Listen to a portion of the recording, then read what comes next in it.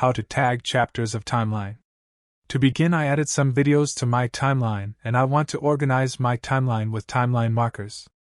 Click on Marker button at the top of timeline to add a marker. Now double-click on it to open its properties. I just set its name to intro and duration to 5 seconds and click OK. Now I drag it to the start of my timeline. Now add another marker. This time hold down the Alt key and click on the marker to convert it to a marker with duration and drag its handles to where you want.